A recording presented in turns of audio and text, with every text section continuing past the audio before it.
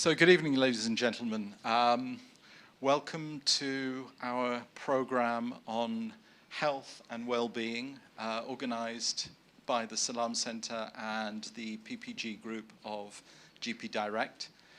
My name is Mohammed Devji. I'm the co-chair of the PPG group, and it's my pleasure to welcome you to this event this evening.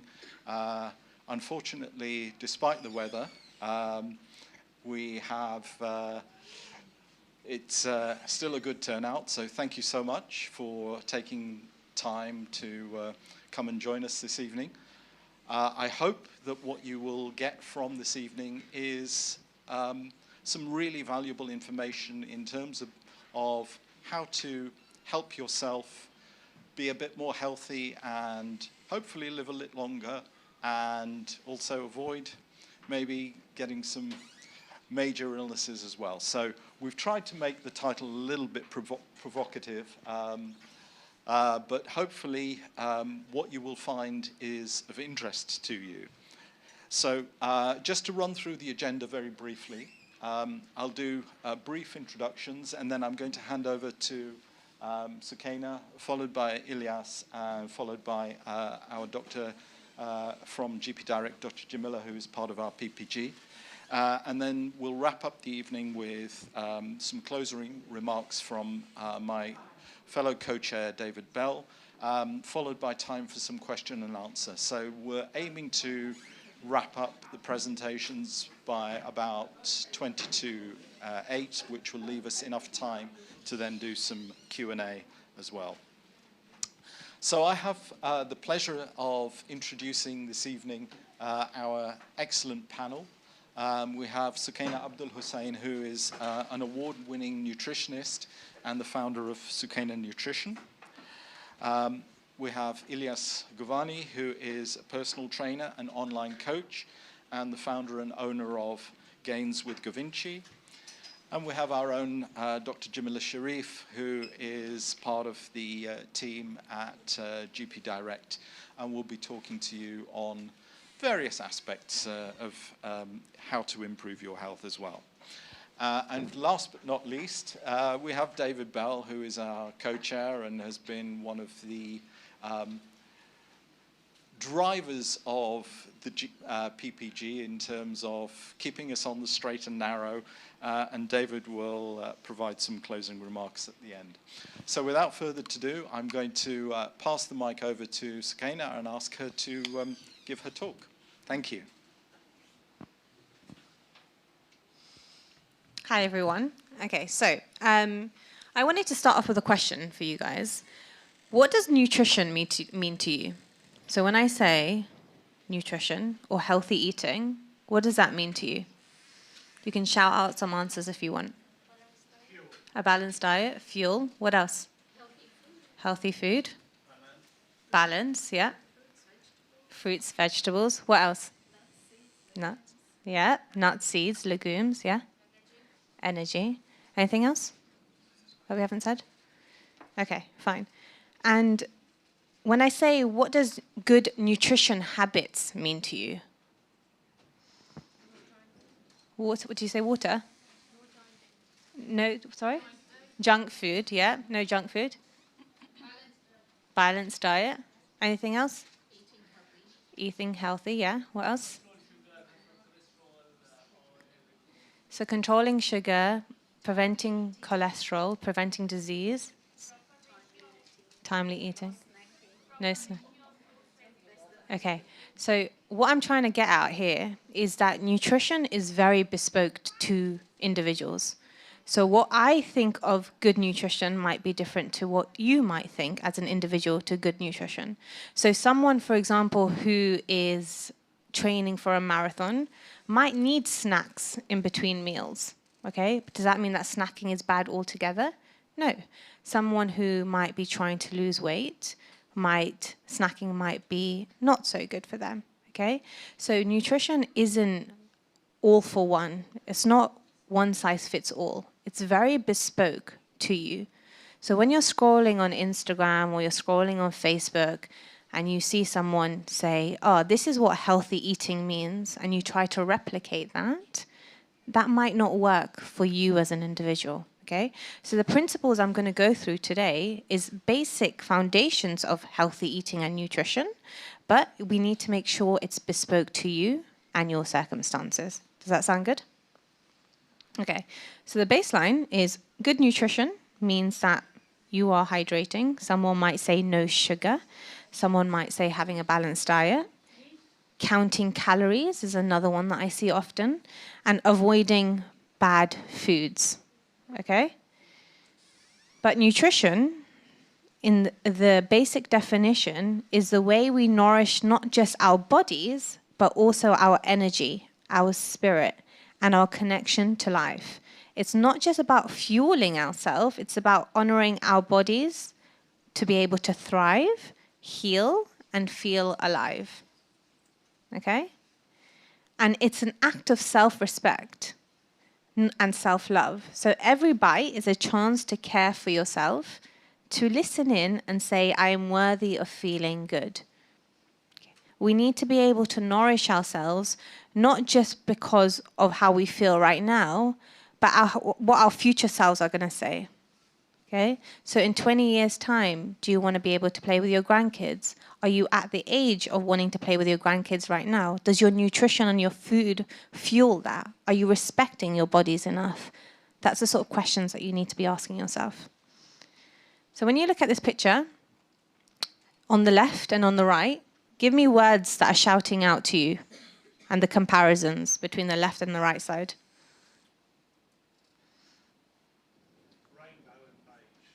Okay, rainbow and beige, fantastic. Anything else? Healthy food and junk food. Anything else? Greens, yeah. You can eat processed and non-processed, whole foods, yeah. Life and death, interesting. Do you see how nutrition in someone's mind can be in so many different levels here? Okay. Anything else that we haven't mentioned? No. So a lot of this is what often a lot of people think: good and bad, unhealthy versus not healthy. Okay. Life versus death. But what I'm here to say as a nutritionist is that 80%, and Ilyas is probably going to talk about this as well, that 80% of the time our foods need to be the ones on the left. The tomatoes, the cucumber, the colourful foods. And sometimes, on occasion, 20% of the diet can be those foods that are ultra-processed. It's not to say, if I sit here and say to you, that's it, from now, have no sugar in your diet, are you going to follow that? No. But it's understanding what balance actually truly means. Okay, and I'm going to explain this to you.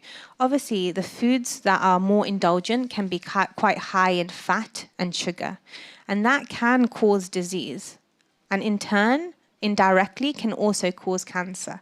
Okay? I'm not saying, let's say, eating sugar is directly going to cause cancer, because that's not a direct link there.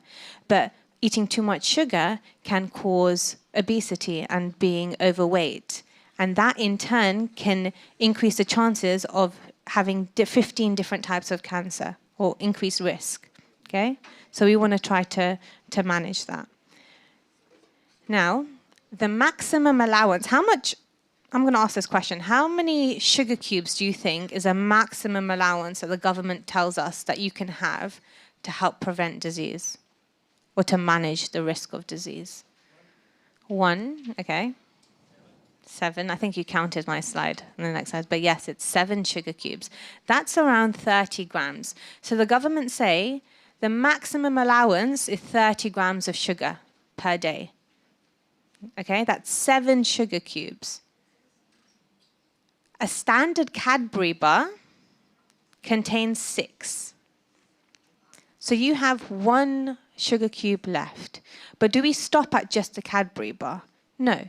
We have honey and sugar in our tea, in our coffee. We'll have biscuits. We'll have, bread that contains sugar. So the point of this is, I'm trying to say, is that yes, you can have that 80-20 rule, but sometimes we don't know what that 80-20 rule looks like, because we are probably eating more sugar than we actually know. So what I want you to do is look at product labels and say, okay, how much sugar is in this item?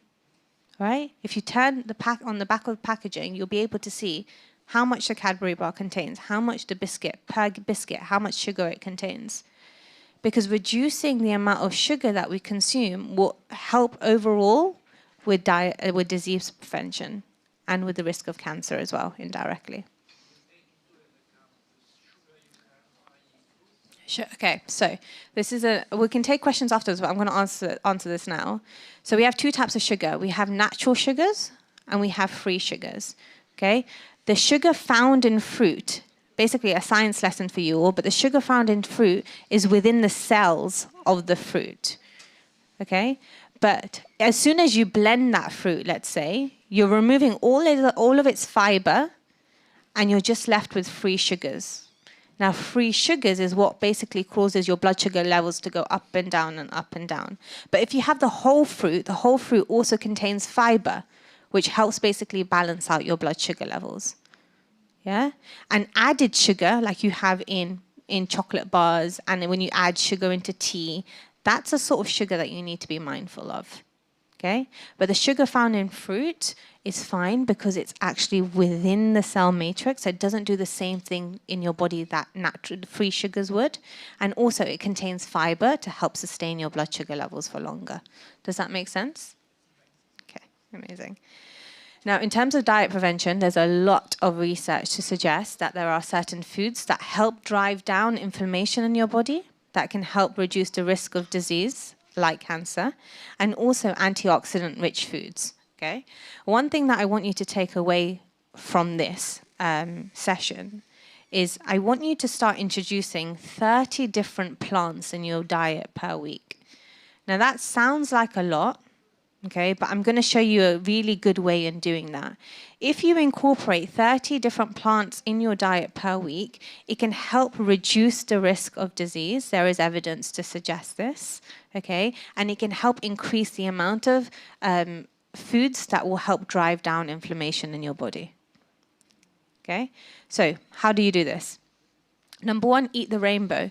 When you look at your plate, let's say you're eating, I don't know, rice and curry. I want you to look at your plate and say, how much color can I add back into this? Okay?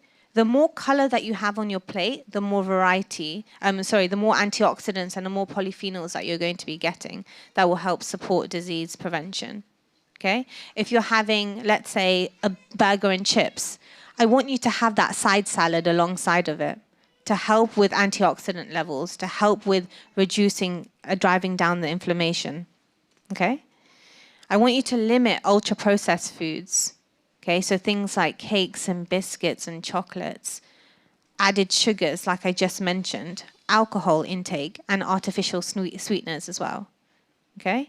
And introducing probiotic and prebiotic foods in your diet. Does everyone know what I mean by probiotics and prebiotics? Sorry? Okay, so probiotic and prebiotic foods basically help support your gut. And there is so much evidence emerging now to suggest that looking after our gut can help support the reduction of various different diseases. Okay? Our gut is our second brain. So you know when you have butterflies in your stomach and that is in your gut, okay? Because your gut is telling you something. We have that strong brain and gut connection. So we need to be looking after our gut. And in order to do that, we need to be introducing probiotic and prebiotic foods in our diet. So things like kefir yogurt, kimchi, sauerkraut, different colored fruits and vegetables will help support your gut. Okay? So I want you to just take a picture of this. It's called a Super 6. Now, the Super 6 is basically herbs and spices, or you can write it down as well and memorize it. Herbs and spices, vegetables, whole grains, nuts and seeds, fruits, and legumes. If you incorporate these in your diet, it will drive up the amount of plants that you're getting in your diet and help with disease prevention generally and better gut health. Okay?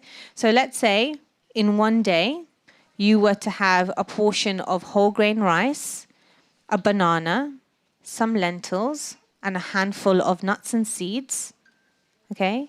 That will help support you getting 30 plant points per week. Because if you think about it, if you have 4 plant points in a day and 5 on 2 of those days, that will help you meet that 30 plant points in a week.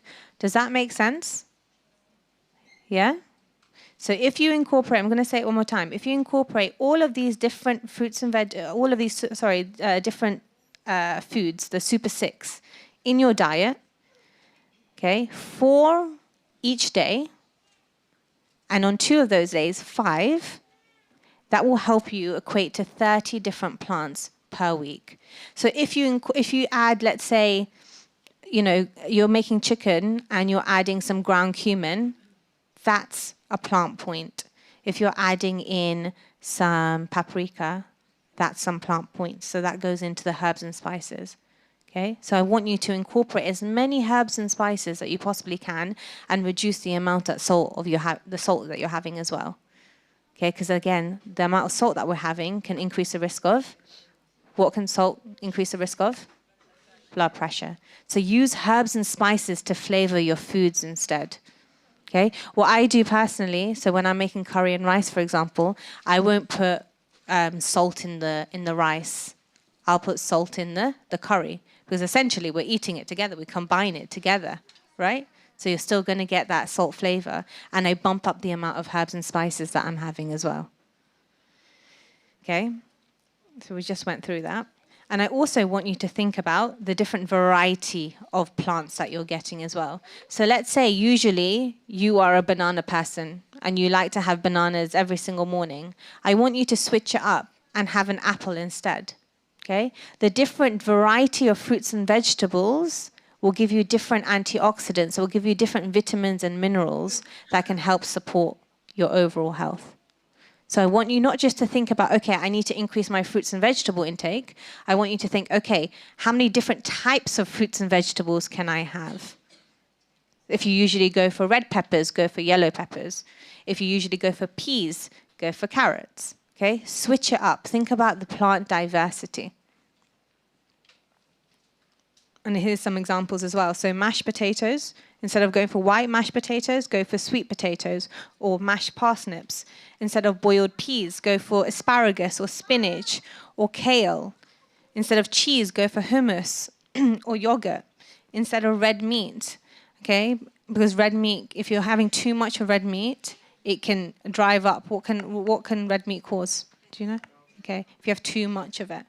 Okay, so again, go for tofu, lentils, corn. Those are great sources of plant-based proteins that are fantastic for you.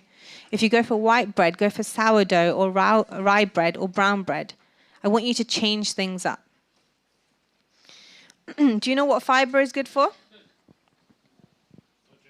Digestion, yep. So it helps support your gut. Anything else?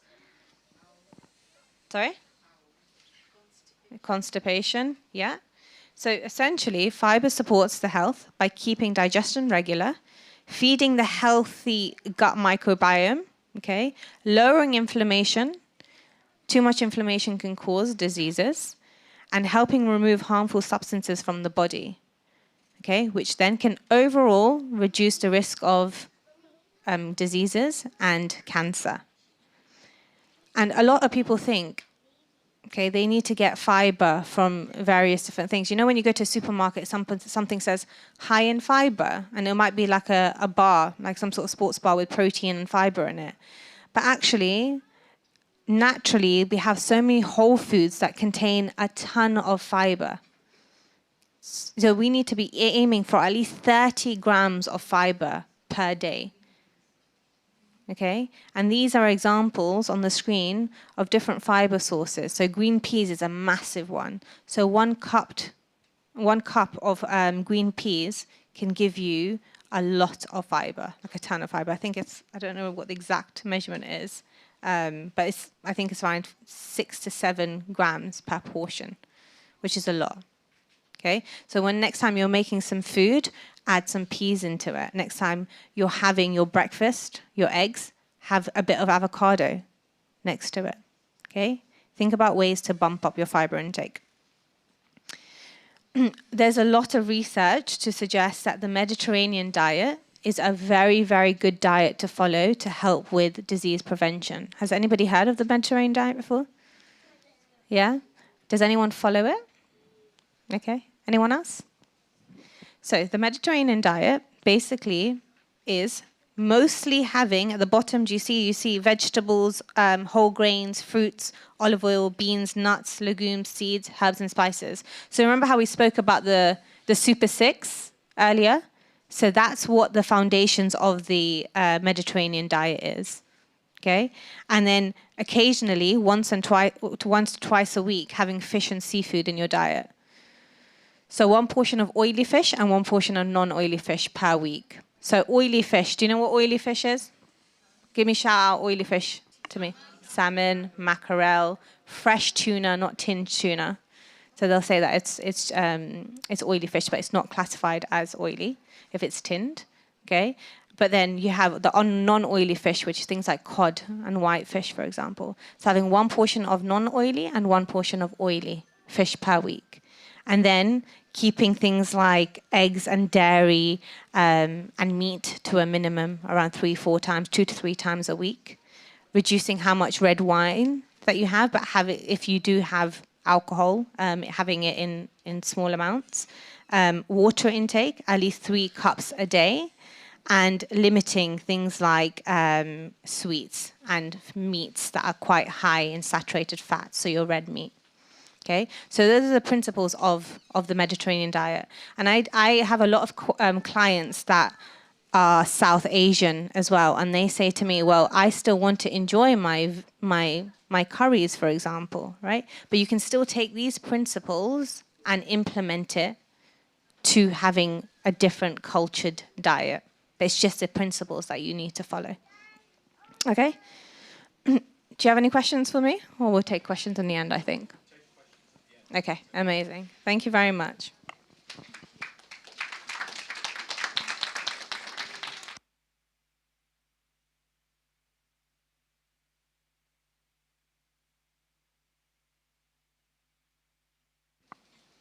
Good evening, everyone. Hope you're well.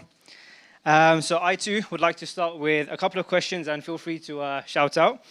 So the first question is, when you think of being truly healthy, what is the first word that comes to mind for you? Move. Okay. Anyone else? Sorry? Balanced diet, okay. Exercise, yes. Sleep, 100%, yeah. Excellent. Okay. And another question is, what would improving your health mean to you? Longevity. Yes, amazing. Yeah. Sleep better for sure. Yes. Quality of life, 100%. Yes. And another question, and feel free to put your hands up for this one, is what is one small habit you've done in the past that made you feel better in both your mind and your body? Go for it. Meditation. Okay. And what specifically about meditation?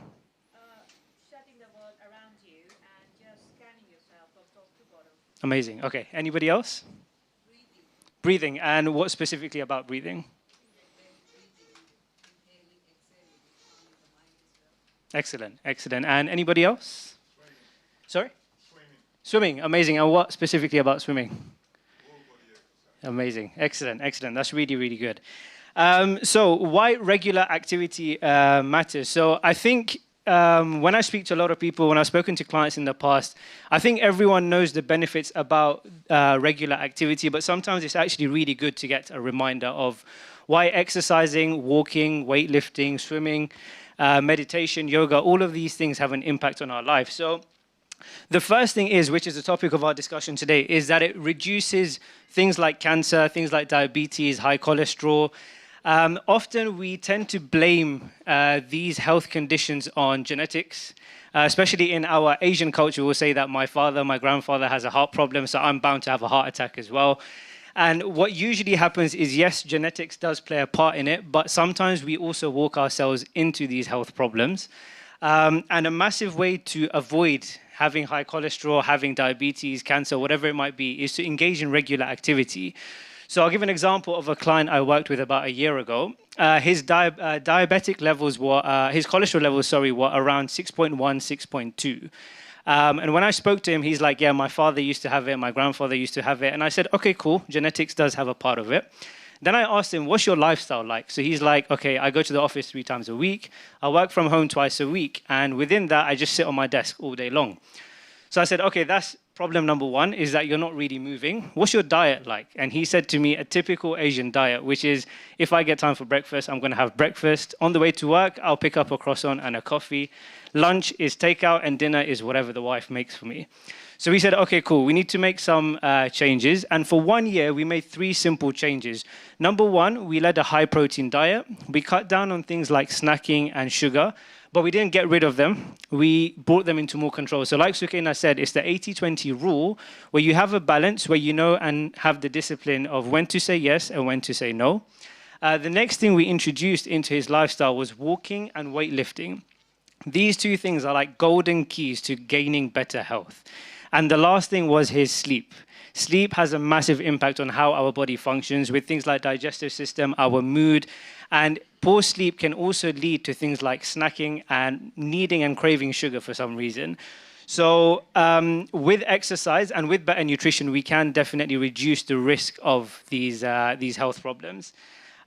Moving on, I wanted to briefly speak about the yoga effect, the yo-yo effect when it comes to focusing on our health and well-being. Just a show of hands, how many of you have started something to do with your health? You do it for about a month or 2 months, and then after that you stop, and then there's something like the New Year, New Me hype, and then we start kicking in again. Just a show of hands. Amazing, lovely. Yeah. Amazing. Okay, good. This is good. So a big part of the reason we have this yo-yo effect when it comes to our health and well-being is because of 2 main things. Number one is that we don't have our purpose. And what I mean by purpose is having a why behind the what. So for example, if someone's goal is to lose fat, it's all well and good saying I want to lose fat, but we need to figure out why we want to lose fat. We need to have a purpose.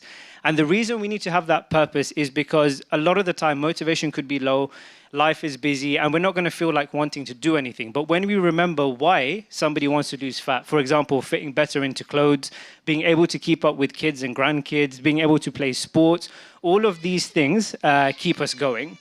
So having a clear purpose definitely helps avoiding the yo-yo effect when it comes to our health and well-being. Number 2 is we don't analyze our lifestyle. So when we, for example, set out our goal and we say we want to lose fat, we'll suddenly start making all these targets of I'm going to start walking an hour and a half a day. I'm going to go to the gym 6 times a week. I'm going to change my diet, never eat sugar again, never eat carbs again. And then after about 2-3 weeks, we're like, oh, okay, this is not really going to work because it doesn't suit my lifestyle. I'm really busy. I've got work. I've got kids. I've got commitments. So if we analyze our lifestyle and then make changes based around what we can afford in terms of time, we'll start to see a lot more longevity in terms of how we approach our health and well-being. And the next thing is to follow a clear plan. So it's extremely important that when you set about trying to improve your nutrition, trying to engage in more activity and exercise, don't just do things randomly. Try and have a structure, try and have a plan, because when you have that structure and plan, it's going to allow you to see things through better. And having a structure and plan is actually very good for motivation because you know the steps you need to follow rather than just doing things randomly. So have a plan. We've got an amazing nutritionist over here who can definitely guide on what to do with food. And when it comes to exercise, I can also guide on how you can sustainably engage in exercise. And the next thing I want to go on to is my top bits of advice that I want people to take away. The first one is to find solutions and not excuses. When it comes to our health, I firmly believe that there's no excuse good enough to not improve our health. Simple things like if we don't have time to walk, many of us work from home.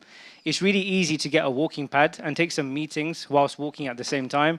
Anyone who watches TV, get on the treadmill, watch TV. Those are free ways of actually getting your steps in and improving your health. So that is advice number 1. Advice number 2 is don't be extreme. I think we live in a world where we need things to sound really cool. We need to have a really cool diet and have a cool way of exercising. And I like to keep it simple, and I like to keep it in a manner that we have longevity when approaching our health, our diet, our physical activity. So when you set about doing whatever you do, just make sure that it's something that you can cope with and something that you can handle. The next thing, and this is specifically for parents, because I'm extremely passionate about the influence we have on our kids. So just a show of hands, who of you are parents here, grandparents? If you can just have a show of hands. Amazing. So the next piece of advice is specifically for parents. I feel like as parents, we have a massive duty towards our kids in the way we live our life and how that will influence and impact them when they grow up. So I started a service for kids around a year ago. And one thing that I learned very quickly was how the parents approach their diet, how the parents approach their exercise has a massive impact on the kids. So please, please, please make sure that you're leading a lifestyle of having a good diet, having a balanced diet, and also exercising so that when our kids get to their peak years, they don't need to be fighting for their health. They're already in a position where their health is in good condition and, you know, they can live their life with confidence, they can live their life with good energy, which is extremely important. The next piece of advice is I think it's good and valuable to invest in a coach who can guide you. A lot of people tend to do things on their own, and without that experience and without that tailored advice that one can give to you, it can be hard to see through your well-being journey long term. So invest in a coach. I think that is definitely valuable. And yeah, that's all from me. I hope you found that beneficial, and I will pass it on to Dr. Jamila.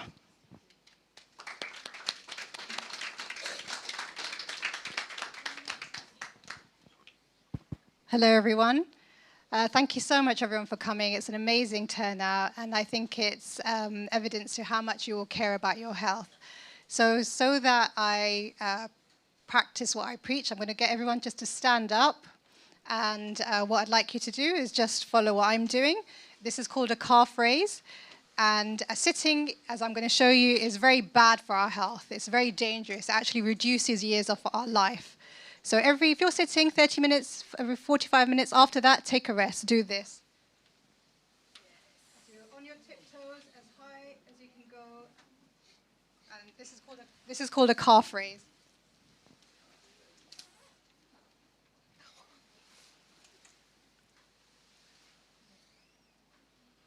Great. So everyone can sit down.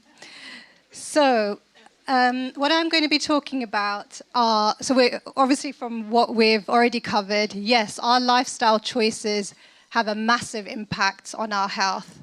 About 80% of chronic diseases are preventable. Early death, 80% also lead to early death. And we can decrease this by improving our lifestyle, our habits, and having what I'm going to call pillars of good health, or you can imagine them as pillars of prevention, so preventing bad health. So I'm going to tell you about those pillars. I'm going to touch on a bit of medical evidence in an easy way, just to cause behavior change. So if you see the risks of bad habits and you see the benefits of good habits, hopefully that will motivate you, because sometimes changing our behaviors can be really hard. And in this talk, I want to empower you with some tips and tools so that you can actually put into place good habits and healthy lifestyle choices. And I'm going to show you how making a few small changes can really improve your health. And it's helped many of my patients. So very small changes like walking every morning, drinking more water, etc. So lifestyle choices account for 80% of chronic disease. About 80% of what I see as a GP is to do with our kind of current modern sedentary lifestyle, the way we sitting long periods of the day. Like I said, if we're sitting 8 hours a day, that's substantially reducing our years of life. It's causing muscle weakness. It's slowing down our metabolism, so how our body transfers the food we eat into energy. It's causing massive damage to our health. We've got chronic stress, so many things. And we only need to make a small few changes to keep ourselves healthy. And I've got a few tips. I recommend a lot of my patients this book.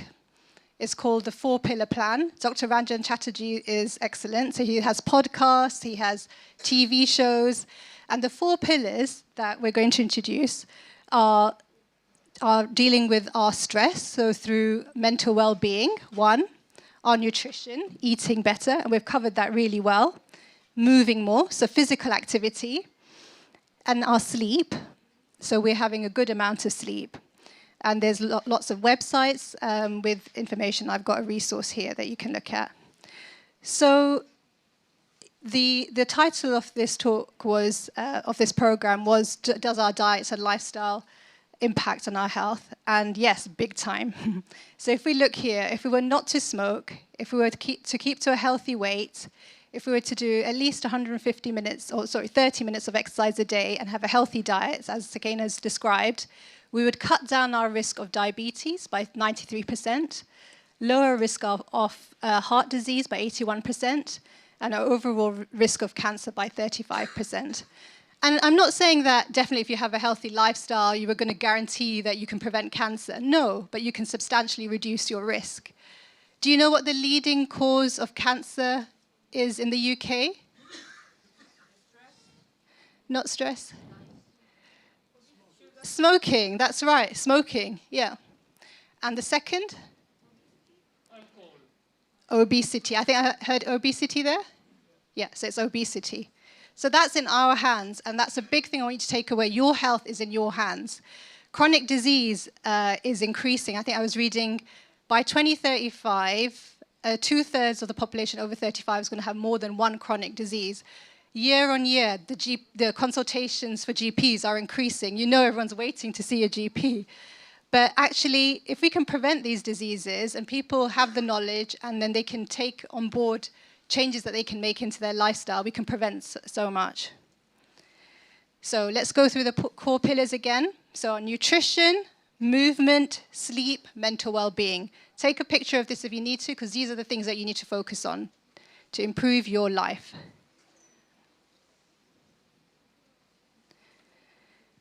So we're shifting away from the concept of a long life to actually a healthy life. And I really like this acronym here of health span. So health, then span. So S for sleeping, PA for physical activity, and N for nutrition. And the H at the beginning for health, let's call that happiness. So we're going to call that emotional well-being, mental well-being. And there's a shift away from extreme optimization towards consistent low daily actions.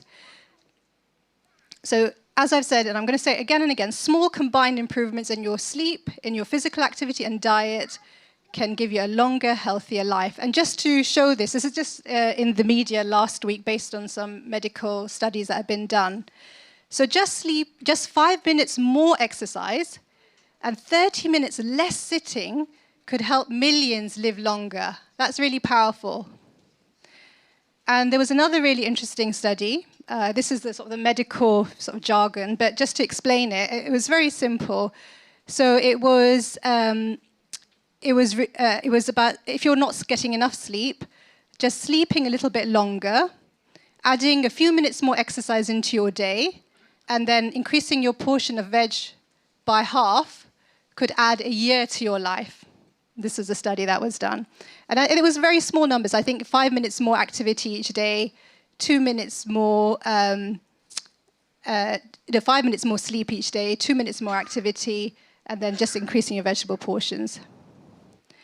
And we traditionally know about body mass index, but that's not actually as accurate because that takes into account your fat as well as your muscle.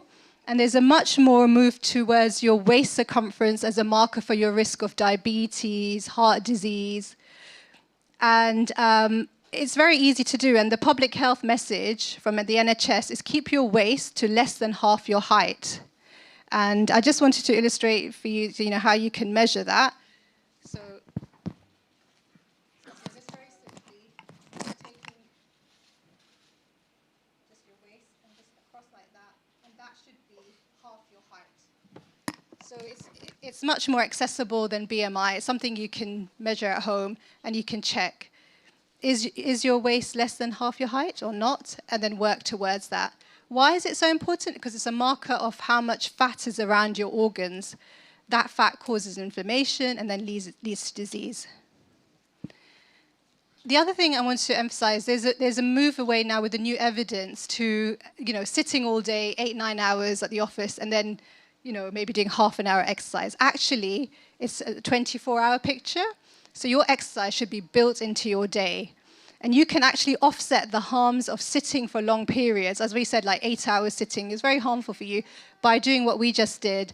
So, set an alarm every 45 minutes, every hour, get up. Do something simple that you can do at your desk. So it might be doing some squats, doing those calf raises, doing some, some going up and down the stairs. And you can time that into when you're brushing your teeth, you can do your squats. Or when you're boiling the kettle, you could do some very simple exercises. This is shown actually to be very powerful for longevity. A study shows it cuts early death. So by early death, we mean death before the age of 75 by 20%. So it's called the 11-minute rule of moderate daily activity. The snack strategy, so breaking activity into 2 to 5 minute snacks off activity, so climbing the stairs, as we said. And it's a lot easier to adhere, to stick to something like this than, oh, I'm going to go to the gym, once a week, twice a week. That's really hard, but you can build this into your lifestyle really easily. I really want to highlight walking. This has helped a lot of my patients, particularly early morning walk in nature, in light.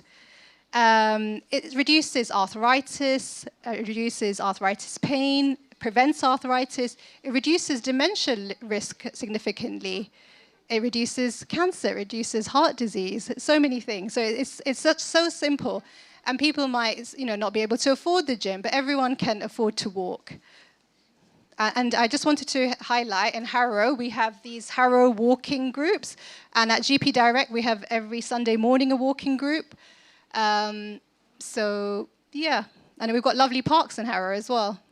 I'm sure you all agree. So going on to nutrition, I won't go too much into it because I've had a brilliant talk on nutrition, but a healthy diet can lower your risk of cancer by up to 40%. Fiber particularly reduces the risk of colorectal cancer.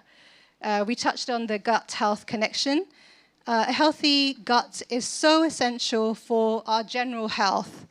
It's linked to so many things. We know now about 70% of our immune activity occurs in our gut.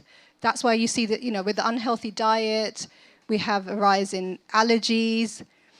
A healthy gut is so important in terms of diabetes prevention as well.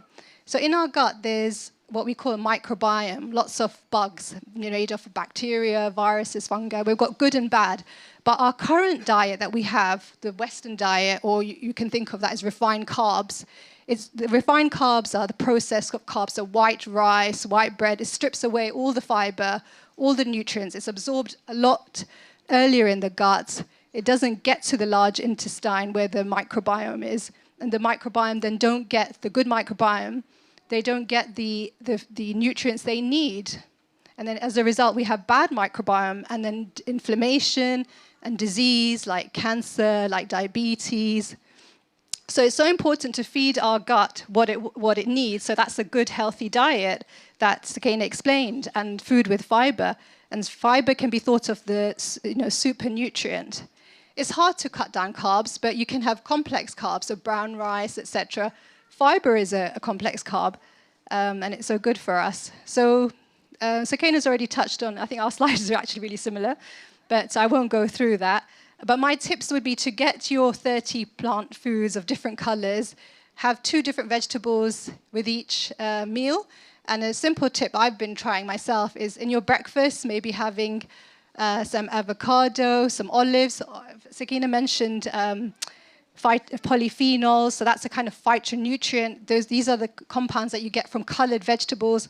Polyphenols, they help our heart health, they help fight cancer, reduce inflammation, and reverse brain aging. By that we mean dementia. So that's a tip. Get 2 different vegetables into each meal. Really try to cut down ultra-processed foods. It's so hard because everything in sort of our Western diet, crisps, cereals, the white bread that you buy, pastries, it's all what we call ultra-processed foods. So try to eat food as close as you can to the original form. I'm sure you're all aware of the blue zones. Has everyone heard of blue zones? No, so that's there's some really interesting programs and things. The blue zones are the areas of the world where people live up to 100, and they're healthy. And they looked at what is the what's special about these areas. And one of the things that came up is their diet, and it's a traditional diet. So they cook their food. There's very little bought food. And they eat lunch for 2-hour periods with their family, so taking time over eating. So kind of mindful eating, social eating. So this is a key for long, healthy life. And as Sukaina said, check the traffic labels on the food that you eat, so you're ensuring it's not high in fats, it's not high in salt and sugar. Do you think an apple a day keeps the doctor away? Yeah, it does, and it's quite interesting why. It's as effective as taking a statin. Who's on a statin? Yeah, I'm not saying stop your statin, but yeah, you'd rather, exactly. No, I'm all for that. So, so it's got, again, it's fiber, the super nutrient. It's got fiber, mainly pectin, and that reduces the unhealthy cholesterol in our blood. So it's having the same sort of beneficial effect as a statin, which I think is amazing. There's other studies that show it might help reduce cancer, and then it also might help control our blood sugar level.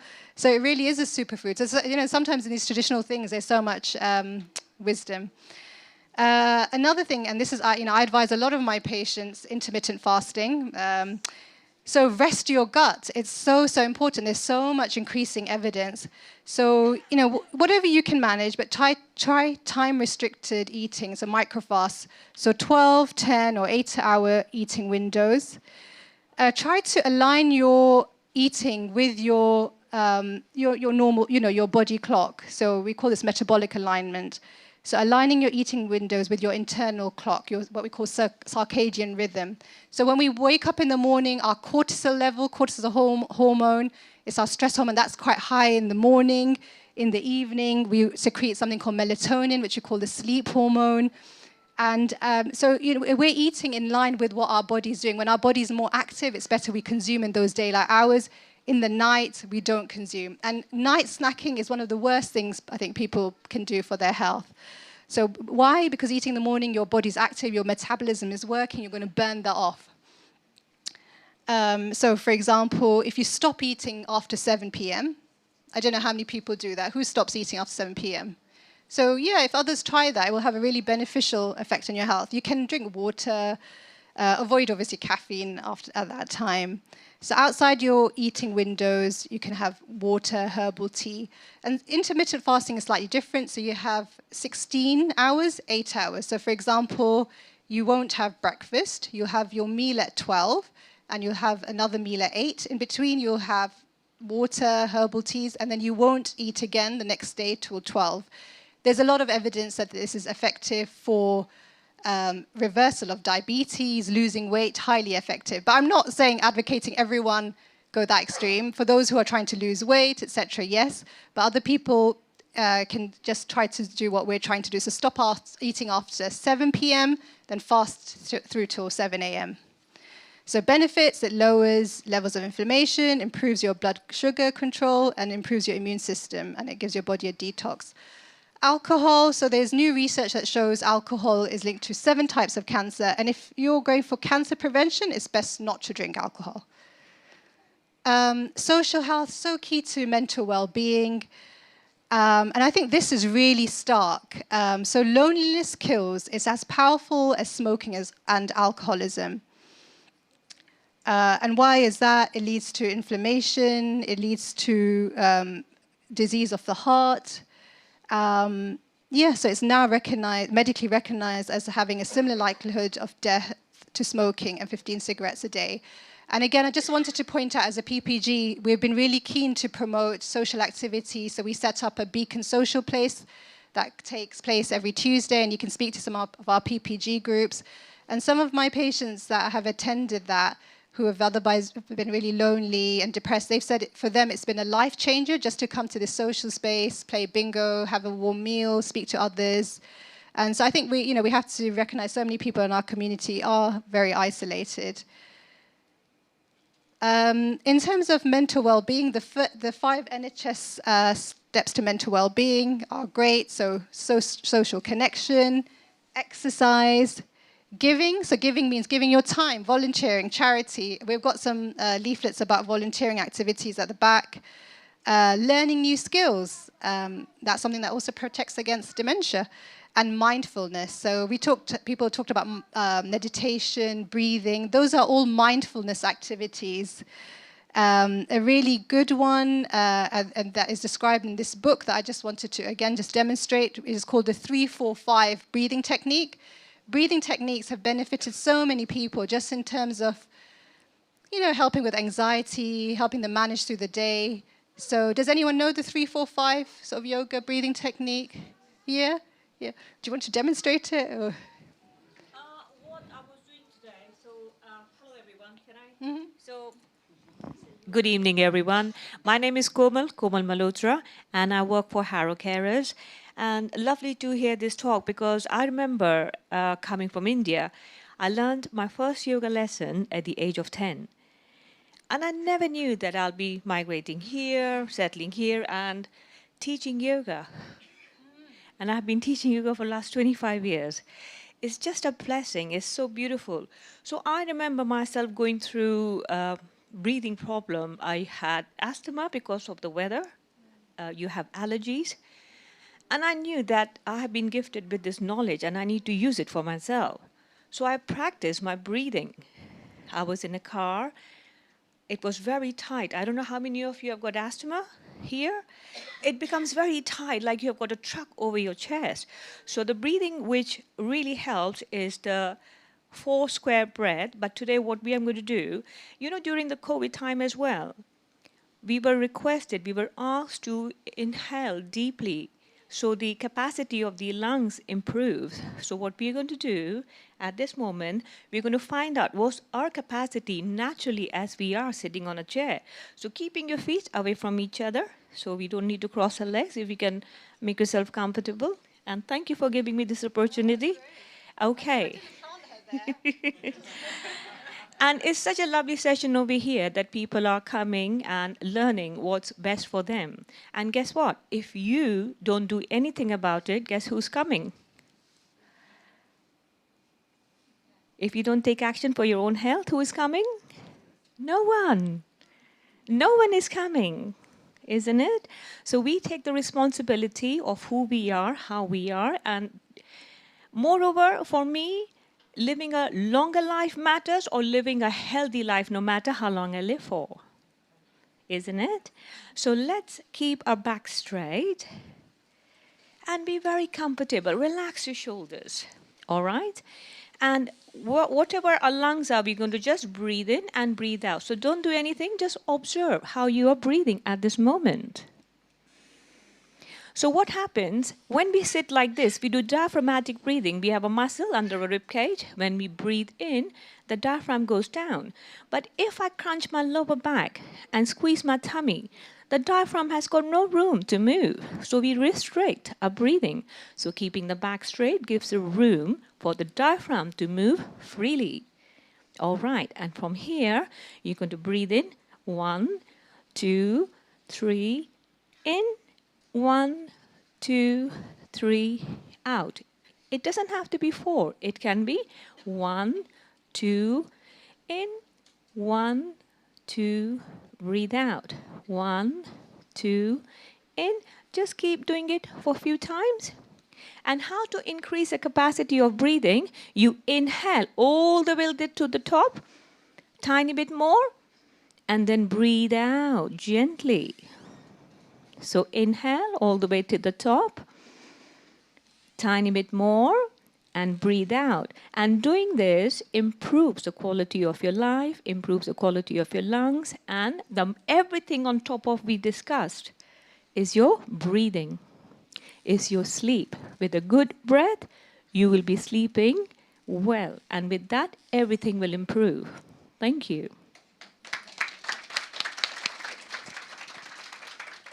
Thank you so much. That was lovely.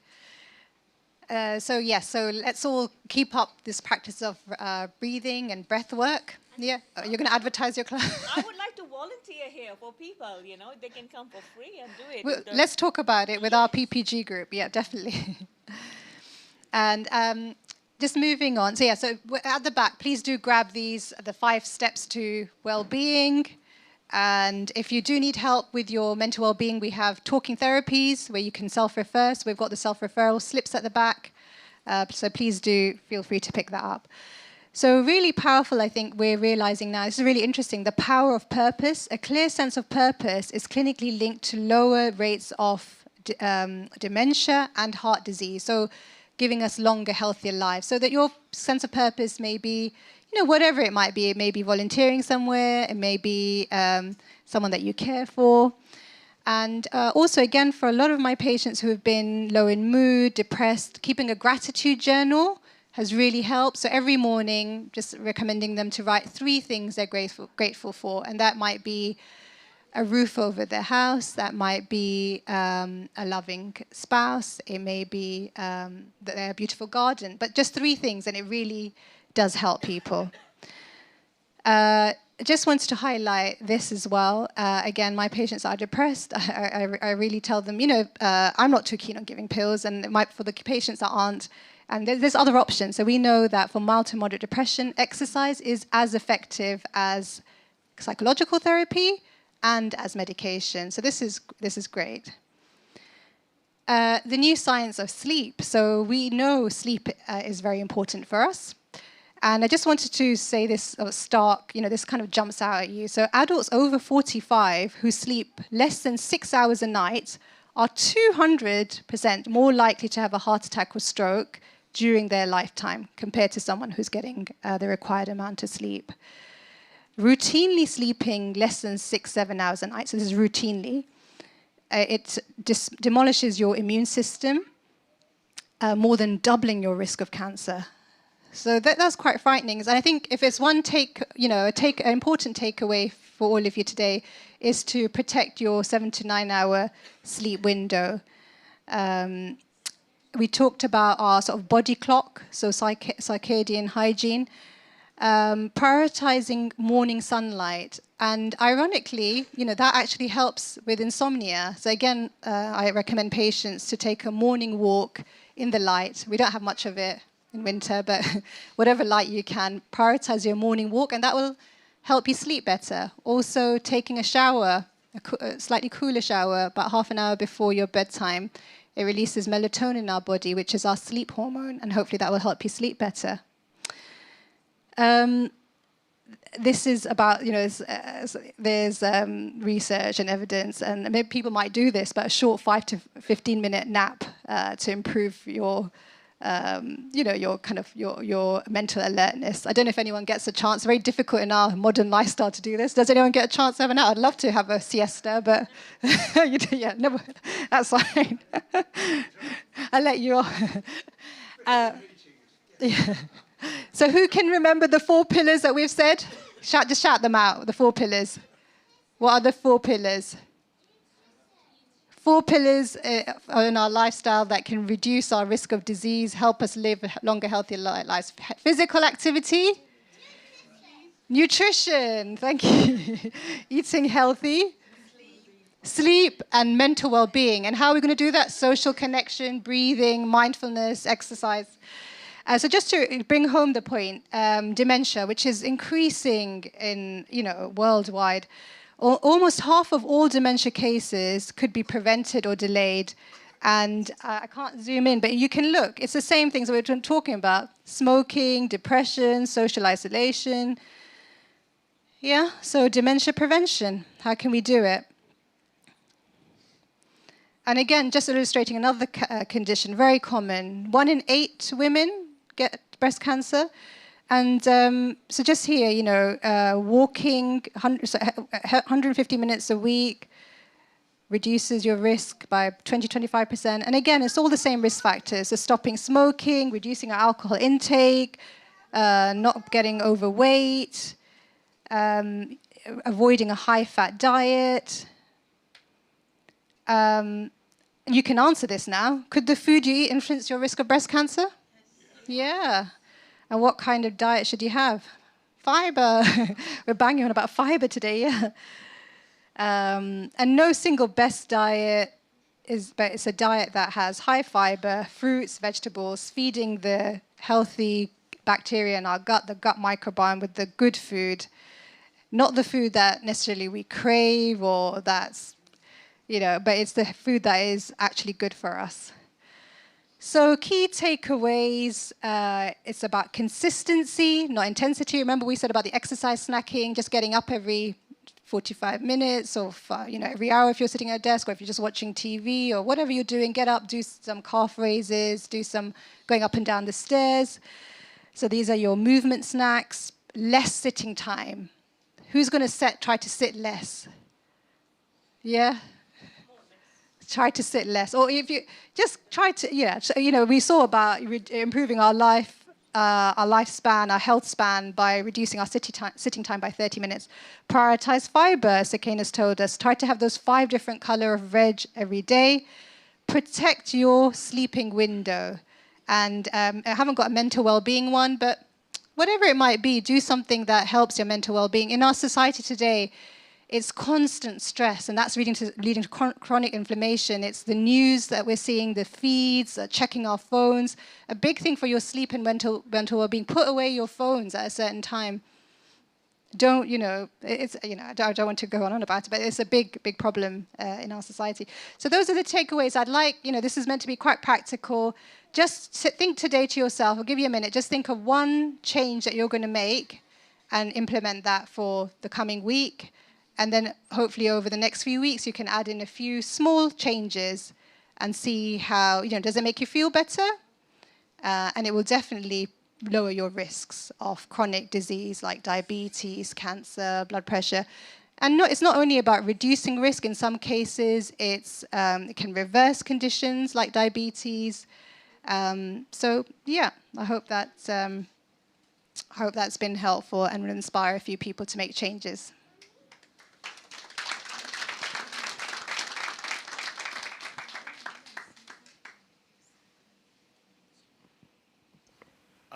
If we have questions, I'm going to go around and take the microphone. David, do you want to just say a few words? When you ask the question, you post the questions, and I'll run around with the microphone. I need the exercise. Where's the other microphone? Right. Any questions? Oh, we've got one over here. Right. No. Thank you. I just want to say thank you to the 3 consultants or delegates here. Just one point, could you just elaborate a little bit more about the benefits of drinking more water and how that would help us in our health and longevity? Thank you. You got that? Drink more water. Yeah. Why? Yeah. No, I can tell you why you should drink more beer, but that won't be of any help, will it? I don't work for a brewery. Who's going to answer that? I'll start and then I'll let Sukaina take over. Thank you so much for that. It's a key part of our sort of nutrition, if you want to say, and also, lack of water can cause disease. At the simple level, from what I see day to day in general practice, it can cause headaches, constipation, and in long-term effects, it can lead to things like chronic kidney disease. So we should hydrate. Does everyone know how much we should be drinking each day? How many glasses of water? Let's keep it simple. 8 glasses of water, perfect, about 2 liters. Practically, how can we do that? So a tip is to have 2 glasses when you wake up, really beneficial. We're actually quite dehydrated in the morning. And you notice that because when you go to the toilet, you notice your urine is quite dark. So drink 2 glasses of water, sets you up really well for the day. Then maybe, if you're going to work, have your bottle. So I've got mine. Take that with you, particularly as a busy job as a GP. I see a lot of my trainees who haven't been drinking. So it's one of the self-care things we need to do. So much of this is about self-care, looking after ourselves. Keep your bottle of water and remind yourself to drink throughout the day. And then with your meals, have water as you're having your meals. It will also stop you overeating. UTIs is another key one that we see so often because women aren't drinking. So that's from my perspective as a GP.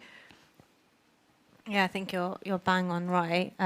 Even just generally feeling more energized throughout the day. If you don't drink enough water, you're probably going to feel a lack of energy during the day. And I am a fertility nutritionist. That's my specialism. And the first thing I tell my clients is actually how much water do you drink?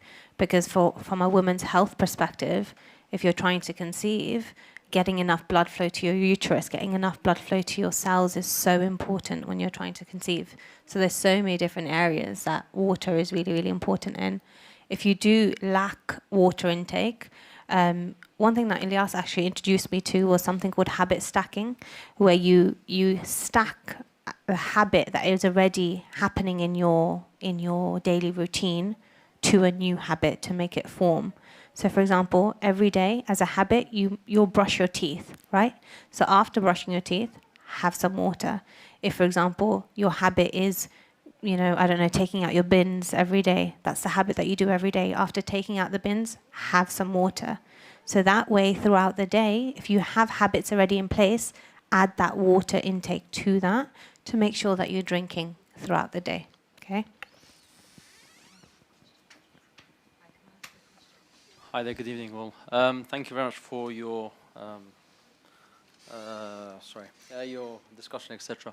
I just got a quick nutrition question. The question is, if you do keto with intermittent fasting, is that good for you or is that dangerous? Just out of curiosity. Okay, this is a tricky one. Yeah, okay. So, remember how I said nutrition's very bespoke, person by person, okay?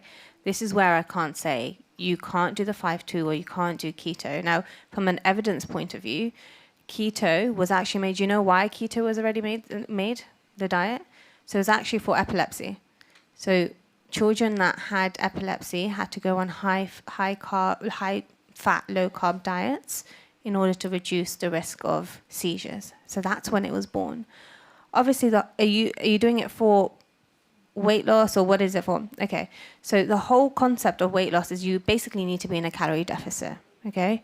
And you can do that in various ways. You can do that through balance. You can do that through fasting, but it very much depends on your lifestyle and what's going to stick for you. So I'm not here to say this way is good and this way is bad. If it works for you, then it works for you. If you need to have a hard think about, okay, is this sustainable for me long term? And am I seeing the outputs that I want? And if it's not sustainable, then you have to rethink and think, okay, what's a more sustainable way? I'll be honest with you, with the clients that I've had, and even on my own journey, balance is the most best way and the most sustainable way, following that 80-20 rule, okay? And it relieves that pressure from you as well.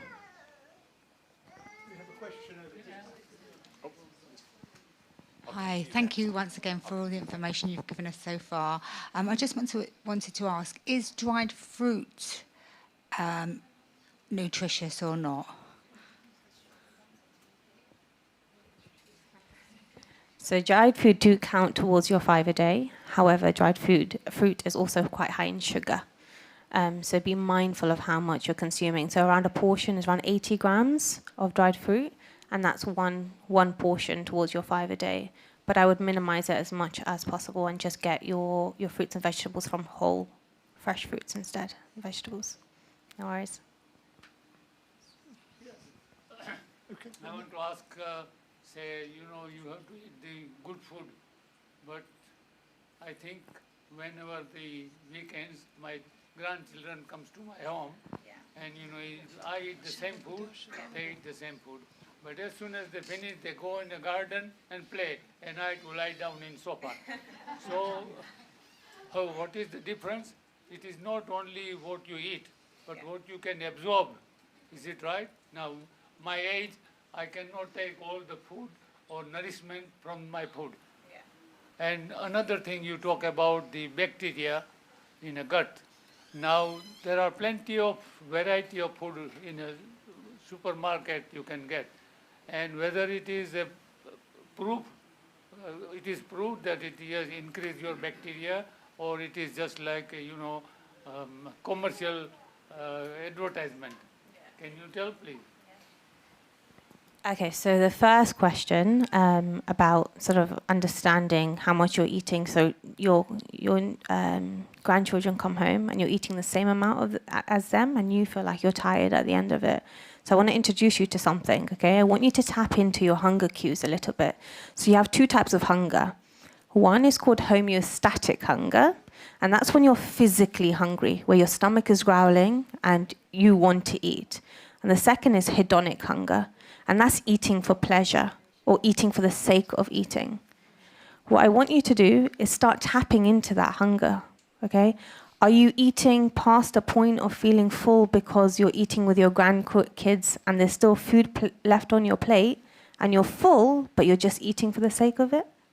Okay, that's the sort of mindset I want you to have. Am I eating because I'm hungry, or am I eating because I'm eating for pleasure?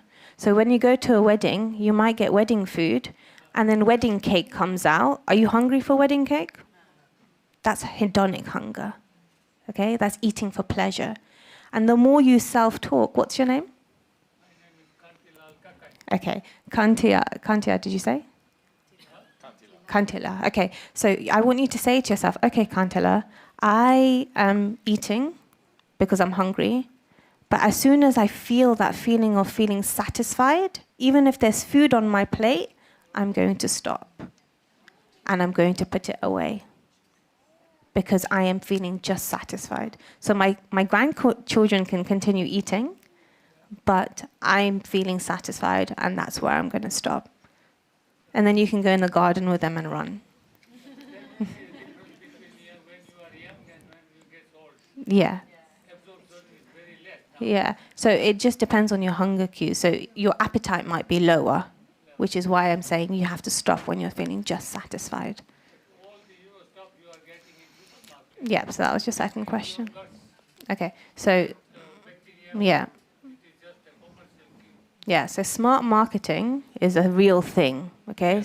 So when you go on this and you go to a supermarket and you see vanilla yogurt that says it's organic and it's, great for you, okay? But if you look at the back, it contains so much sugar, okay?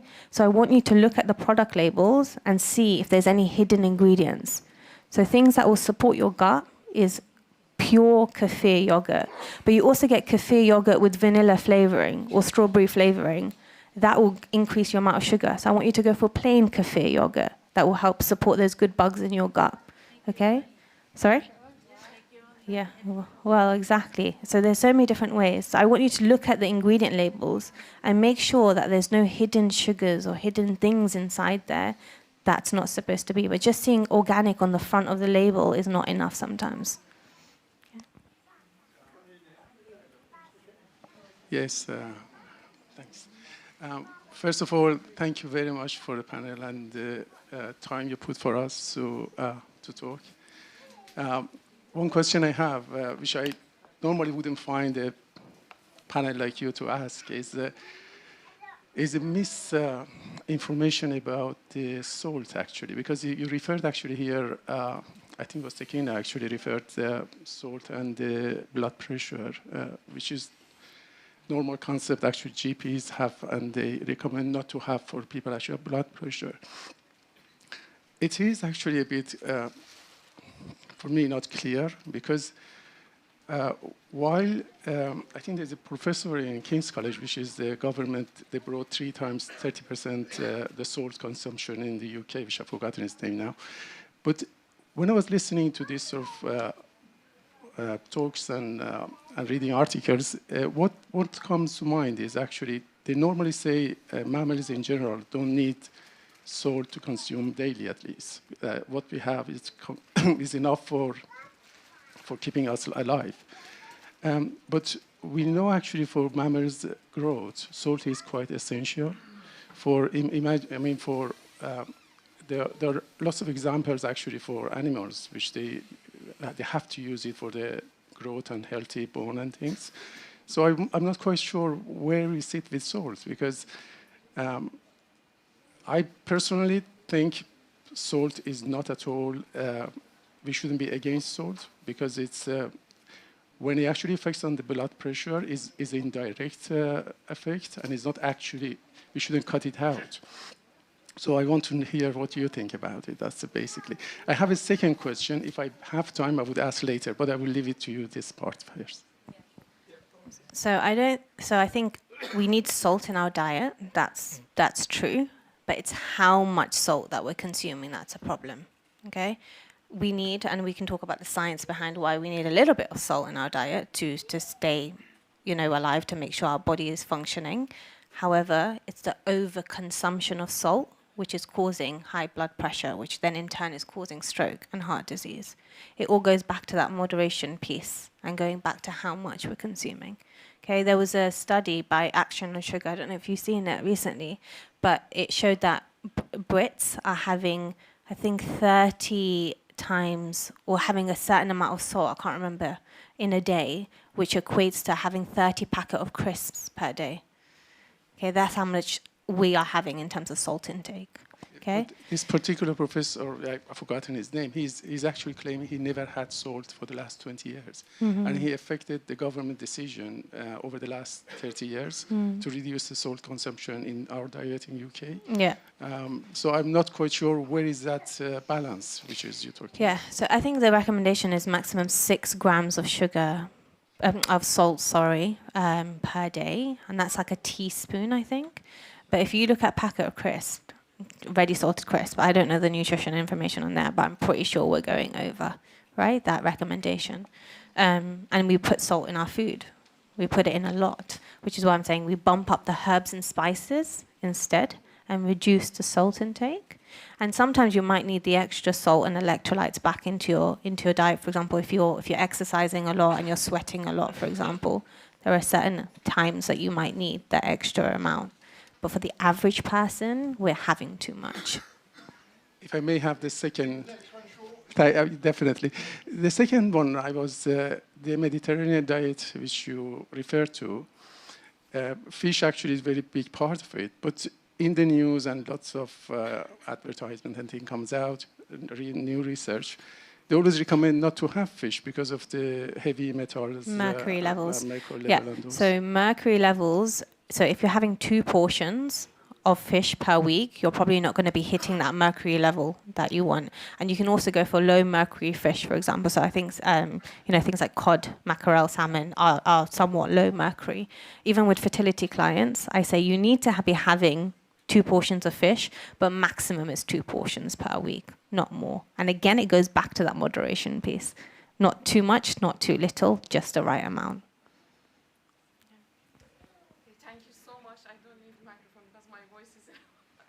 Can you speak if you don't mind? Can I turn it on? Oh, is it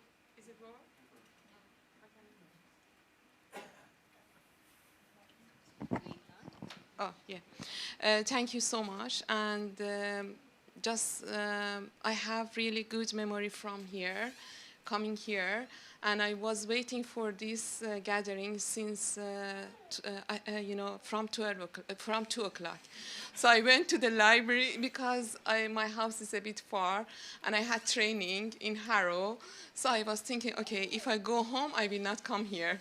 I go to bed and I go to sleep. So I went to the library, stayed there for 2 hours, and then I went. There is a building. I say, sorry, I have to come and have this program, and I called that gentleman. Then I went to the agency. I say, today I am homeless. I have to come here, and I have to be in this program. So I was waiting for this program for about 5 hours or 5. But my question is, thank you so much for this. I really appreciate that. My question is how we can control, especially when we're getting older, waking up at night. And we cannot go to bed. We go to bed, but we cannot sleep. And then at 5 o'clock, we have to go, for pray and go to work. And this lack of sleeping is make a circle. So when I arrive home, I have to go to bed. I shouldn't go to bed. And then I try many things. I eat. I drink coffee. I feel tired. As old people, I cannot control my sleeping. What should I do with that? I've done everything. Can you help me?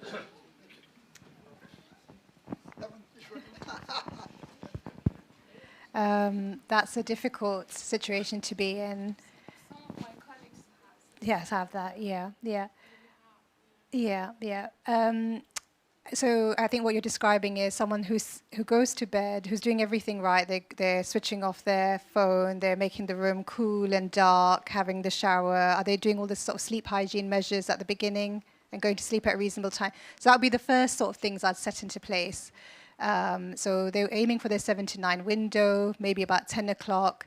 They're making sure that they have maybe a shower to release that melatonin.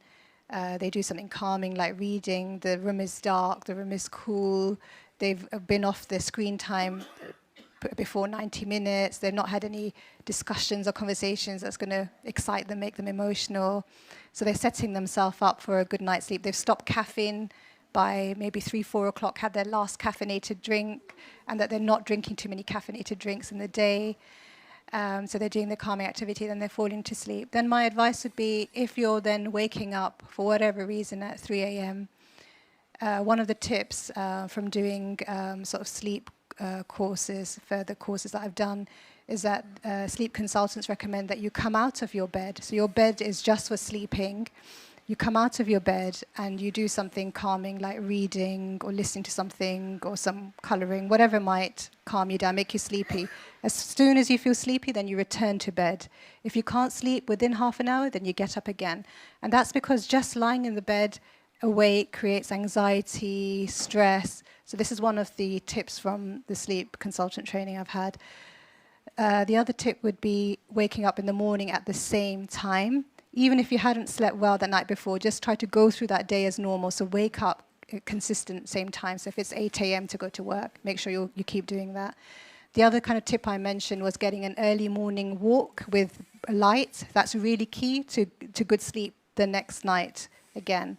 So those are some of the tips that come to my mind. But if it's a real struggle, I would say go and see your GP and who can. Toilet. Yeah. So again, what can you do about that? One of my passions is also women's health. Work on your core strength, your pelvic floor, cut down on your caffeinated drinks.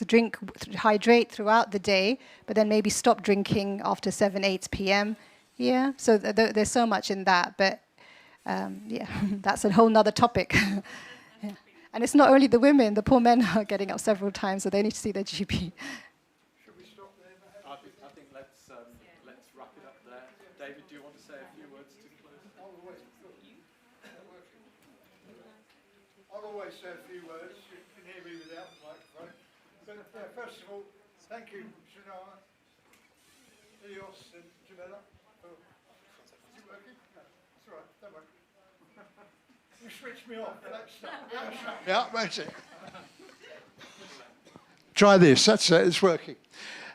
Well, isn't it wonderful to see you all? And I think this is the sort of second of these sessions we've had, and how great it's been. And thank you for participating and joining us and making it such a friendly event. The PPG is still active. Will you put your hands up if you're part of the PPG? Hansa here runs the group at the Beacon Centre, and that's on Tuesdays. And a Tuesday now, the food bank is closed. Hansa is the star, because with Wood, who helps her, Wood's at the back there somewhere, they are really running the main activity there, which is playing bingo. But a lot of the ladies enjoy it. What they don't know is half the numbers are missing, but don't tell them, and then they won't worry about it. Thank you, Mohammed. Mohammed retired a couple of years ago and said he'd help us. Do you know what? He's busier now than before he retired. The last meeting we had, he was in Singapore. He didn't invite us to go there. He joined us on the phone, but we had an enjoyable time. Jamila is amazing. She's organising us, keeps us going. And Sam from the surgery, the administration, practice manager. Where's she gone? She's there. She helps us a lot. And do you know what? She runs the largest practice in Harrow. We are the largest practice in Harrow. And can I say, having spoken, thank you, give her a round of applause, that's it. And having spoken to a lot of people and about the other practices, I think we've got the best practice. And if you take their responses on the computer and on the phone, then it's far better than most of the practices. And from the NHS point of view, we've got ticks in all the boxes. GP Direct. Rashida, where's Rashida? Is she? Come and join us here. You're a very important person. Come on. Come up here at the front. This young lady is the next person up in a thing called a PCN. What's a PCN? I should be asking you this. No, I don't know. It's a primary care network. Oh, right. Not personal care. So it's a primary care network. Actually, we're pretty much as good as personal care. So we look after the 6 practices in Harrow and Spear PCN. So we're recognised as Spear Primary Care Network. We're the biggest practice in her care network, but she's being promoted because we're becoming a bigger group. Absolutely. So we're meeting shortly, and one of the things that we're doing is working with the group and other practices to improve the computer access. And Sam is implementing training for patients, and we hope to soon launch a patient support for training patients. So the really important thing to do is actually training on NHS app and access. So when we talk about access, we are thinking of front door, telephone, internet. If you don't have access to internet, what else can we do for you? So David has kindly got quite a few patients now, isn't it, from the PPGs to go and join other PPGs, learn from them, bring it back home, and actually start upskilling you. So voluntary work and just making sure there's workshops available, just get involved. I was quite disappointed to see, it's amazing turnout, but the number of hands in PPGs was so few. And we've been working for many years, and the team, the medical team, the patients have really tried to encourage more membership. So join them, be part of the PPG, come to these meetings, have your voices heard, because you make a difference. David, let's be honest, how much difference have you made? And actually, how much do we listen? We give you the time. The practices give you the time. So you definitely count. Your voices count. So make that happen. I think don't delay joining the PPGs, please. Like promoting the PPGs, but it's so important, trust me. 27,000 patients. We'd have to get Wembley Stadium, wouldn't we, to hold that many if we had all the patients here. Sam, task for you. Find out how much it costs to book Wembley Stadium. Okay, I just wanted to mention about the Sunday walk that Jamila just mentioned a little while ago. We meet every Sunday morning, and I'm one of the walk leaders. We meet at 9 o'clock at the West Harrow Park on just opposite GP Direct. And from 9 to 9:45, we walk around the park. We meet at the center, 9:45, and either the doctor is there, Dr. Mirali, he'll give us a talk on something interesting, or if there's no doctor, we do some yoga exercises, some breathing exercises. I have an app for the breathing exercises where I get everybody to do it.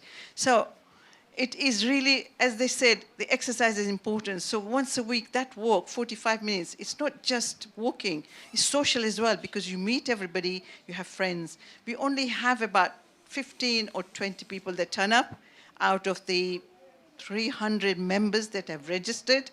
So please, if you can make time, I know 9 o'clock is too early on a Sunday morning, but if you make a point to wake up at even 8:30 and get there for 9, it'll be really good, yeah? Thank you. It's worthwhile. I went along once and got a photograph of me once. Well, I came more often. I've been more often than that. But once when I turned up, let's put it that way, I got my photograph and was promoted by Harrow Council for their walks. There are loads of walks, different days, so please seek out the walks. But you've got something else to tell us, because I was sent a message with one of these acronyms of some clinic you're running, and the name was as long as the Welsh station. So are you going to tell us about this clinic you've got? Which one? There's so many clinics happening. Okay, are you talking about the CRM? Yeah. Okay, cardio-renal metabolic. That's the one. Oh, right, okay. So cardio-renal metabolic. What you've been talking about, nutrition, diets, diabetes, cardiology, kidney, your kidney health. So what we've done over a year ago, we've started a pilot, 2 years ago actually, started a pilot When you come into our front door, we check everything. We give you an extended appointment, and we check you holistically. And what that means is top to bottom. We started to do a new measurement called the waist, as you heard, why it's so important. But patients are not used to it as part of their health check. But what we've done is we've identified potentially any heart problems that you may have, or people with diabetes, or who are at risk and they didn't know about it. We identified CKD, which is a chronic kidney failure, so diseases. And patients have not been diagnosed early enough. And what happens usually, they're diagnosed much later and they end up having kidney failure and need dialysis. So we are trying to prevent that from happening. So these hubs have been set up, and we're going to actually, from April onwards, expand it. Even it's already all over Harrow, but expand it in terms of capacity, giving more appointments, getting more clinicians and clinical pharmacists upskilled to do as many patients as possible. And it's really important that you engage. But I have to say, the population has a problem with giving urine sample. How do you expect us to identify problems if you don't give us urine samples or come in for your blood tests? I've got care coordinators who call the patients, and I've got a log more than 20, 30 times. And I don't give up. I still call them. But I need to actually make sure that you really take your health seriously and come to these appointments. And these blood tests and the urine ACRs, which is a urine sample, and actually do your bit. So that's just one part of the primary care network, and GP Direct are fantastic at that. And we're going to start increasing that. But there are children health hubs, there are clinics, joint clinics, and one of the children health hubs, I'll tell you what we do, we've been doing it for 4 years. We have a pediatric consultant from the hospital come into our GP practices, run joint clinics with our lovely GPs, and they upskill our GPs in specialist areas. But these consultants are coming in our community to us for you to access them, for your children to access them. So any 18 and below. And that's across the 6 practices, and we've been continuing that engagement. And 4 years later, we've got another 5-year contract with even more consultants coming out. I've got 6 consultants on my rota. I manage them on a monthly basis. And it's fantastic to have that specialist services close to home. You don't have to wait 4 years for your child to be given an outpatient appointment. They come to your practice for that. So that's another service. But what we'll do is we'll probably link our websites and get that updated, because it's really busy on the ground, and make sure all the services are on there for you. Okay? You wanted to ask a question? Well, they're located through the practice, but you're physically located at Hatch End, but the service is available through the practice. So I just mentioned the services is CRM, the cardiorenal-metabolic. It's through your GP practice, so GP Direct. Children health hubs, joint clinics is in your practice. One of your GPs has been absolutely upskilled in the last 4 years, and she can see any child like a consultant would, and that's in your own practice. So we, by the way, Primary Care Network, it's not a standalone organisation, but we are part of the 6 practices in Harrow. So I'm very much representing GP Direct. When my care coordinators call you, they say, "Hi, I'm calling on behalf of GP Direct from the Primary Care Network."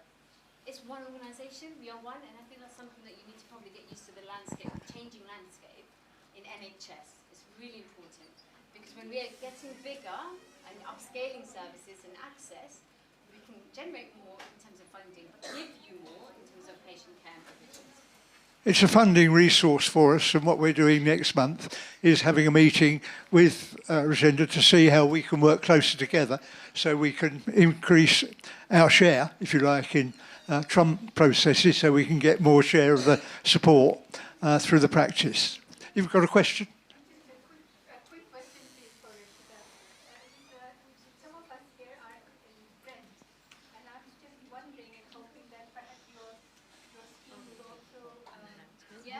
Absolutely. So the pilot started off just Harrow. I just want to talk about it. London, all the boroughs are going to be doing this from April. So there's a contract, we call it enhanced service. And that's now looking at CRM overall. So we're doing CKD, AF, in terms of hearts, diabetes, chest, and actually we're putting into one contract now, so which is fantastic. And we've got an extra sort of 6 million sort of funding towards that, which is great. So you're going to get that in Brent as well. It may seem like a tick box for the finishers. It may seem like they're actually just, it's a 30 minutes tick box. Actually, engage. Tell them about your lives. The difference, I should tell you, is for once, GPs are listening to you, and your mindset has to change. You can't just stop. You can't just expect a GP to tell you what to prescribe, and then here you go, goodbye. You tell them what's going on in your life, what's happening. Are you doing any exercise? Why are you depressed? Why do you think you don't have any support family? And then you've got the answers yourself. So GPs are starting to listen more and tell you less medications, to be honest. It's about health and well-being. The whole talk today is about health and well-being, really. So yeah, it's a bit of mindset change for us, but we can change the generation and the way we think for our children. They will change our landscape. So, definitely fantastic opportunity. Engage. I think we're out of time, but can I just mention a couple of things? One is we've got a group that Shabina at the back there operates, which is Shabana, sorry. She's going to call me Derek, so because I'm always getting the name wrong. But a success this week, we've been running for 10 weeks a support group for asylum seekers and refugees. And we had enough last week, or enough interest, thanks to Sam promoting it, that we're actually starting a language group on Tuesday for asylum seekers and refugees. A lot of these are very desperate people, and we need to support them in our community. Okay, it's a question of whether they should be here, but while they're here, we need to help them. So if you can help Shabana on Tuesdays, that would be great. The other thing is that Jamila's encouraging us to do is work with other charities and groups in the area rather than set them up ourselves. And Karen Gilchrist, who is a senior member of Harrow Carers, said, David, you're the best practice we work with, and several of us have benefited from the courses they've run on dementia care and looking after the people that we care for. And I'd like to thank them very much for that. I've contributed to their magazine, and they offer cafes and support and carers in all forms. They run the discharge lounge, isn't it? Discharge, it's not the departure lounge. The departure lounge goes up from Harrow Hospital. The discharge lounge goes back into the community. And Simon Josephs is working with Harrow Hospital on discharging dementia patients who are for Harrow Carers. Yeah. So Harrow Carers are working for that. But you wanted to say something else? Thank you very much for everybody's insight and what we learned today. It's just amazing. So thank you very much, all of you. And as I mentioned earlier, I'm from Harrow Carer. And what Harrow Carers do, they look after you who are looking after their loved ones. So they are carers. And there is a big organization. And at this moment, we are doing something for free. So who likes free stuff? Yeah. Do we like free stuff? I didn't hear that. Yeah. So what I'll be doing is a free health check on selected dates, in which, like an instant coffee, you get your instant result in 15 minutes. Your hypertension, cholesterol, diabetes, and a full consultation is given by a professional from NHS. And those who are interested, you can call me on this number, and I will book a time for you. And you will come right on the time, and you will be straight away seen. And it only takes 3 minutes. And where are we based? Harrow Carers. Have you seen the gym just down the road? And after the gym is the post office. The corner building is ours. And my name is Komal. So please come to me anytime or just call the number. I'm going to leave this poster over here. Thank you so much. Have a lovely evening. Thank you, Carmen. So, for those of you that are concerned, in case you haven't got any blood pressure, there's blood pressure checks at the back if you would like to have your blood pressure checked or discuss any individual health issues. Over to you. Thank you, David. Finally, I just want to say a big thank you to Sukaina, Ilyas and Jamila for being part of the panel. Fabulous presentations this evening. Thank you so much once again. And thank you to all for turning up.